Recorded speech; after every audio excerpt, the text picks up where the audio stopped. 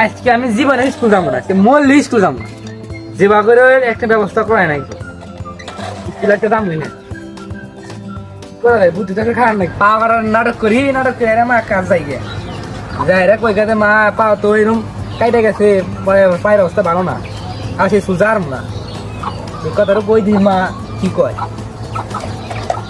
মা